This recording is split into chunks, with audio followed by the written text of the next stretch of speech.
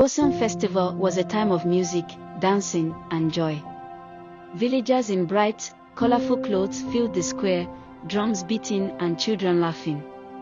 Among the crowd, Aderimi saw Adoni for the first time. Their eyes met, and in that moment, everything else faded. Aderimi, the son of a poor hunter, and Adoni, the daughter of the richest man in the village, felt a spark they couldn't explain. But deep inside, they knew their love would not be accepted. Late at night, Aderimi and Adoni met under the old baobab tree by the river. The moon shone brightly, and fireflies danced around them. They held hands, whispering their dreams of being together, even though they knew the dangers. "I don't care what anyone says," Aderimi told her. "I will always love you." Adoni smiled, but her heart was heavy. She knew their love was forbidden. Chief Aife, the most powerful man in the village, was furious.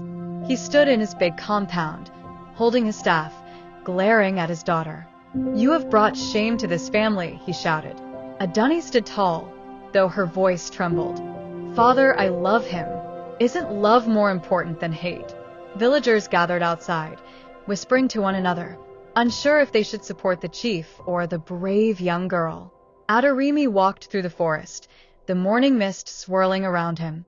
Suddenly, masked warriors jumped out, their spears pointed at him. He realized it was a trap. "This is because of my love for her," he thought. Even though he was outnumbered, Aderimi refused to give up. He fought back with all his strength, hoping to survive and see Adoni again. In the village square, Adoni stood in front of the elders, her voice strong and clear. "This fight between our families has lasted too long," she said.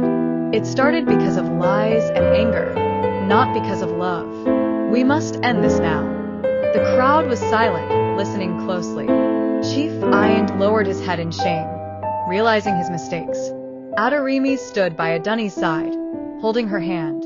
Slowly, the villagers began to cheer, and peace returned to the village. Love had brought them together again.